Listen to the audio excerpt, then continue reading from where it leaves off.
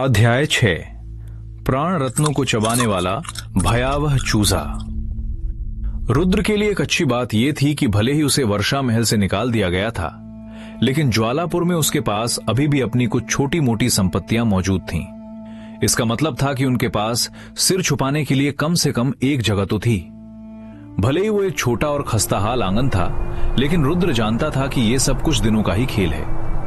एक बार जब वह अग्नि पदक हासिल कर लेगा और विद्यापीठ में दाखिला पा लेगा, तो वो इस ज्वालापुर शहर को हमेशा के लिए छोड़ देगा। रात घिराई थी। रुद्र और उस छोटे से पीले चूजे के सामने प्राण रत्नों का एक छोटा सा पहाड़ लगा हुआ था। जब उस चूजे ने पहली बार यह कहा था कि वो इन पत्थरों को खा सकता है, तो रुद्र को बिल्कुल यकीन नहीं हुआ था। ये क्या है? चूजे ने उन रत्नों पर बनी अजीब सी धारियों की तरफ इशारा करते हुए पूछा।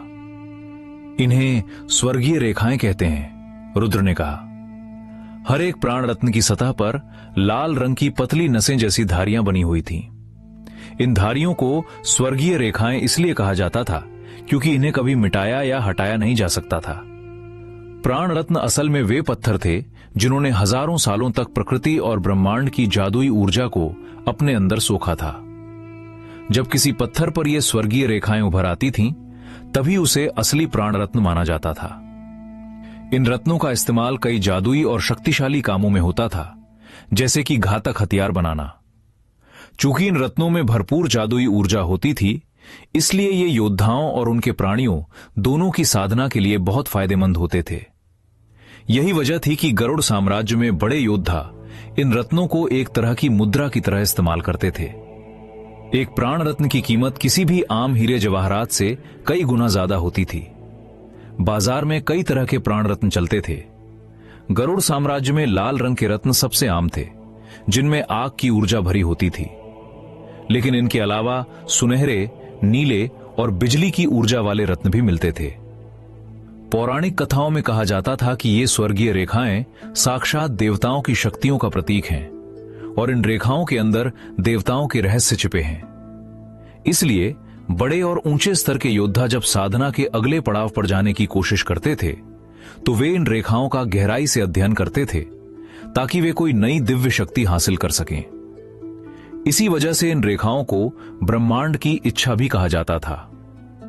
स्वर्गीय रेखाएं कुल 9 रंगों की होती हैं: लाल, नारंगी, पीला, हरा, नीला, जामुनी, बैंगनी, काला और सफेद। इनमें से लाल रंग की रेखाएं सबसे कमजोर और निचले स्तर की मानी जाती हैं, जबकि सफेद रंग की रेखाएं सबसे दुर्लभ और शक्तिशाली होती हैं, रुद्र ने बताया। जिन रत्नों पर सफेद रेखाएं होती हैं, वे किसी खजाने से कम नहीं होते। सुना है कि उनकी बनावट इतनी पेचीदा होती है कि उसे समझना इंसानों के बस की बात नहीं है। अपनी पूरी जिंदगी में रुद्र ने सिर्फ लाल, नारंगी और पीले रंग की रेखाओं वाले रत्न ही देखे थे। अभी उनके सामने जो रत्न रखे थे, वे लाल रंग के थे, जिन्हें सबसे आम माना जाता था। फिर भी रुद्र के अभी के साधना स्तर के हिसाब से ये बहुत कीमती थे। इन रत्नों से निकलने वाली ऊर्जा की मदद से रुद्र अपनी प्राण ऊर्जा को बहुत तेजी से बढ़ा सकता था। स्वर्गीय रेखाएं भाड़ में जाए, मेरे लिए तो ये बस कुरकुरे स्नैक्स हैं, चूजे ने कहा। वहां करीब 300 लाल प्राण रत्न रखे थे। क्या तुम्हें पक्का यकीन है कि ये खाने लायक हैं? रुद्र ने पूछा। यह सच था कि इन रत्नों से साधना में मदद मिलती थी, लेकिन इसके लिए योद्धाओं को ध्यान लगाकर धीरे धीरे इनकी ऊर्जा को सोखना पड़ता था। सीधे इन्हें खा जाना, यह तो पागलपन था। देख और सीख। रुद्र की आंखें फटी की फटी रह गईं जब उस चूजे ने एक के बाद एक उन कठोर रत्नों को अंगूर की तरह निगलना शुरू कर दिया। वाह, क्या बात है! ये तो चबाने में भी कितने मजेदार हैं। आग की ऊर्जा से भरे 10-15 रत्नों को एक साथ निगलने के बाद उस चूजे के चारों तरफ आग की छोटी छोटी लपटें निकलने लगीं। उसका चेहरा किसी पियक्कर की तरह लाल हो गया था और उसने डकार लेते हुए कहा, मजा आ गया। पागल हो गया है क्या? तू सच में ये पत्थर खा रहा? तुझे कब्ज नहीं होगा। रुद्र अभी भी इस बात पर यकीन नहीं कर पा रहा था। क्या गंवार इंसान है तू। मैं इसे कुछ ही मिनटों में हजम कर सकता हूं। रत्नों की इतनी सारी ऊर्जा शरीर में जाने से उस चूजे ने एक और जोरदार डकार ली, जिससे हवा में आग की एक लहर दौड़ गई। उसी वक्त उसके शरीर के चारों ओर जलने वाली आग और तेज हो गई। वो सच में एक धधकती हुई रोस्टेड मुर्गी लग रहा था। भले ही रुद्र को यह समझने में थोड़ा वक्त लगा, लेकिन फिर उसे याद आया कि यह चूजा कोई आम जानवर नहीं, बल्कि एक सनातन काल का दैत्य है। इसलिए इसका इन रत्नों को कच्चा चबा जाना कोई बड़ी बात नहीं होनी चाहिए। तुझे भी एक ट्राई करना चाहिए, इनका स्वाद बहुत बढ़िया है। हम जैसे असली मर्दों को ऐसे ही शानदार पकवान खाने चाहिए। अपनी भूख को अपनी दरियादिली के पीछे छुपाते हुए उस चूजे ने अपनी चोंच में एक रत्न दबाया और मटकते हुए आकर उसे रुद्र की हथेली पर रख दिया। रुद्र गहरी सोच में पड़ गया। सहजीवी साधना की वजह से रुद्र का शरीर अब एक सनातन अग्नि शरीर में बदल चुका था। तर्क के हिसाब से देखा जाए तो अगर यह चूजा ऊर्जा सोखने के लिए इन रत्नों को पूरा निगल सकता है, तो उसका मालिक होने के नाते रुद्र को भी ऐसा करने में सक्षम होना चाहिए। उसने एक लंबी सांस ली और वो लाल रत्न निगल लिया। रत्न जैसे ही उसके गले से नीचे उतरा, उसे ऐसा लगा जैसे उसने कोई बहुत ही तेज और जलती हुई शराब पी ली हो। उसे लगा था कि उसे बहुत तेज दर्द होगा, लेकिन ऐसा कुछ नहीं हुआ। वो रत्न आसानी से उसके पेट में चला गया। पेट में जाते ही वो लाल रत्न पिघलने लगा और उसमें से भयंकर जादुई ऊर्जा बाहर निकलने लगी, जिसने रुद्र के अंदरूनी हिस्सों को गर्माहट से भर दिया। रुद्र ने जैसे ही सांस छोड़ी, उसके मुंह से आग की एक लपट के साथ ढेर सारी ऊर्जा बाहर निकल गई। अबे ओ, यहां उल्टी मत कर, तू इतनी कीमती ऊर्जा बर्बाद कर रहा है, चूजे ने उसे डांटा। रुद्र ने अपना सिर नीचे झुकाया और अपने सीने को देखा, जहां से अब आग की लपटें निकल रही थीं। क्या यह कोई सपना था? बिल्कुल नहीं। वो किस तरह के भयावह दैत्य में बदल चुका था। लेकिन एक बात तो तय थी, अब वो भी उस सनातन पाताल फीनिक्स की तरह सीधे प्राण रत्नों को खाकर हजम कर सकता था। अगर तू इन लाल रत्नों की ऊर्जा को सिर्फ ध्यान लगाकर सोखेगा, तो तुझे सिर्फ 1/3 ऊर्जा ही मिलेगी, लेकिन इन्हें कच्चा खाने से पूरी ताकत मिलती है, चूजे ने कहा। और इन्हें पचाना बहुत आसान है। तुझे बस इस ऊर्जा को अपनी नाभि के पास इकट्ठा करना है और सनातन पाताल शास्त्र का जाप करना है। ये ग्रंथ उस ऊर्जा को सीधे तेरी प्राण ऊर्जा में बदल देगा और तेरी नाड़ियों में जमा कर देगा।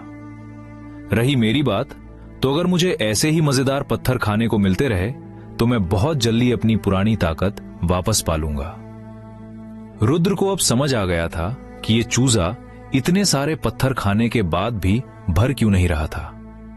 वो असल में उस ऊर्जा को सीधे अपनी नाड़ियों में जमा कर रहा था।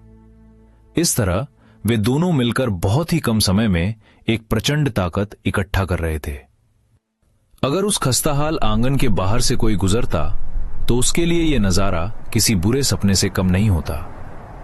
एक इंसान और एक पीला चूजा दोनों आराम से बैठे गपशप कर रहे थे, मजे से लाल सुर्ख पत्थर चबा रहे थे और दोनों के शरीर धू धू कर जल रहे थे।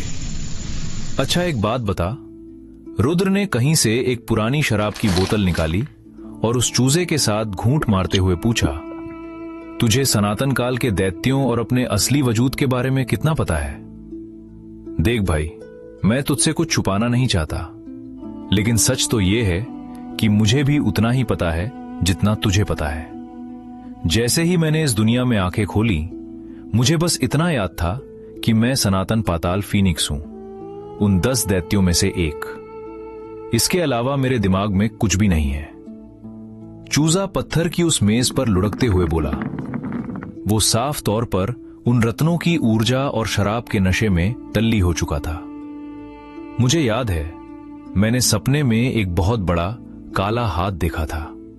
रुद्र ने कहा, क्या तुझे भी वही सपना आया था?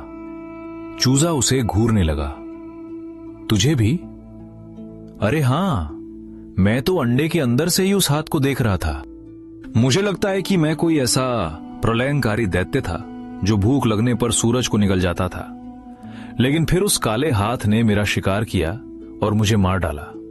चूजे ने कहा, पता नहीं कैसे, लेकिन मरने से ठीक पहले मुझे एक दूसरा मौका मिला और मैं तेरा जीवन बंधन प्राणी बन गया। शायद यही मेरे जिंदा बचने का इकलौता तरीका था। तो क्या तुझे कोई ऐसा तरीका पता है जिससे तू अपनी वो पुरानी ताकत जल्दी वापस पा सके और मुझे भी अपने स्तर तक ले जा सके? रुद्र ने पूछा। मुझे नहीं पता, मुझे बस इतना पता है कि मेरे खून में असीम और अजय शक्तियां छिपी हैं, लेकिन उन्हें जगाने के लिए मुझे बहुत से मौकों और चीजों की जरूरत पड़ेगी। अभी के लिए उस चूजे को कोई बहुत शक्तिशाली प्राणी नहीं कहा जा सकता था। आखिरकार वो भी रुद्र की तरह सिर्फ नाड़ी जागरण के तीसरे स्तर पर था। लेकिन अगर वो अपनी पूरी क्षमता तक पहुंच गया तो वो यकीनन पूरी दुनिया को हिलाकर रख देगा। हमारी सहजीवी साधना से हम दोनों एक साथ ताकतवर बन सकते हैं। ये तो यकीनन हमारे लिए एक बहुत बड़ा मौका है, रुद्र ने कहा। सच कहा, लेकिन इसके लिए मुझे बहुत सारे संसाधनों की जरूरत है। उदाहरण के लिए, मैं इन प्राण रत्नों को देखते ही समझ गया था कि इन्हें खाने से मेरी ताकत बढ़ेगी, लेकिन इनका असर बहुत सीमित है। दुनिया में यकीनन इससे भी कहीं ज्यादा सामर्थ्यवान और जादुई चीजें मौजूद होंगी, मुझे पूरा यकीन है। उस काले हाथ से बचने के लिए इस फीनिक्स ने अपने जीने का तरीका बदल लिया था, जिसकी वजह से उसके खून में छिपी ज्यादातर शक्तियां लॉक हो गई थीं। अब सबसे बड़ा सवाल यह था कि वे इन बंद दरवाजों को कैसे तोड़ें और उस पुरानी विनाशकारी ताकत को वापस कैसे लाएं। बातों बातों में उन दोनों ने मिलकर पूरे 300 लाल प्राण रत्न सफा चट कर दिए थे। हमने कर दिखाया नाड़ी जागरण का चौथा स्तर। उन 300 लाल रत्नों की शुद्ध ऊर्जा ने उन दोनों को सिर्फ एक ही रात में साधना के एक नए स्तर तक पहुंचा दिया था। भले ही हम सिर्फ चौथे स्तर पर हैं, लेकिन हमारी इस प्राण ऊर्जा की ताकत किसी आम योद्धा के छठे स्तर के बराबर है, रुद्र ने कहा। बेशक ये तो सिर्फ शुरुआत थी। विद्यापीठ की चयन परीक्षा में अभी कुछ दिन बाकी थे और रुद्र ने तय कर लिया था कि वो अपना एक एक पल सिर्फ साधना में लगाएगा। वो विद्यापीठ में जाकर अपना इंतकाम पूरा कर पाएगा या नहीं, और अपनी मां की जान बचा पाएगा या नहीं, ये सब उसी एक दिन पर निर्भर करता था। और सबसे जरूरी बात, वो ज्वालापुर के उन घमंडी लोगों को यह साबित करके दिखाएगा कि वो रुद्र प्रताप अपनी ही राख से उठकर एक फीनिक्स की पाटली फिर से जिंदा हो चुका है। 9वां दिन। चूजे के साथ सहजीवी साधना शुरू करने के बाद से रुद्र ने अपनी ताकत में कई गुना इजाफा कर लिया था। उसने पिछले कुछ दिन अपनी बुनियाद को मजबूत करने और उन पुरानी युद्ध कलाओं का अभ्यास करने में बिताए थे जो उसने 3 साल पहले सीखी थीं। रात का अंधेरा गहरा हो चुका था। वो पीला चूजा रुद्र के सीने पर लेटकर गहरी नींद में खर्राटे ले रहा था और रुद्र भी अपने बिस्तर पर सोने की तैयारी कर रहा था। नींद की गहराइयों में जाते जाते अचानक रुद्र के बाएं हाथ में एक ऐसा असहनीय और चीर देने वाला दर्द उठा कि उसकी आंखें झटके से खुल गईं। रुद्र का पूरा शरीर ठंडे पसीने से भीग गया। क्या कोई मेरा हाथ काटने की कोशिश कर रहा है? रुद्र के बाएं हाथ में अचानक उठे इस जानलेवा दर्द का क्या राज है? क्या उसके दुश्मनों ने उस पर कोई काला जादू किया है, या फिर ये उसके शरीर के अंदर मौजूद उन बाकी 9 रहस्यमयी अंडों में से किसी के जागने का संकेत है? ठीक एक दिन बाद होने वाली उस महापरीक्षा में अब क्या होने वाला है? क्या रुद्र का यह दर्द उसकी ताकत बनेगा या उसकी मौत का कारण? जानने के लिए सुनते रहिए द बीस्ट गुरु।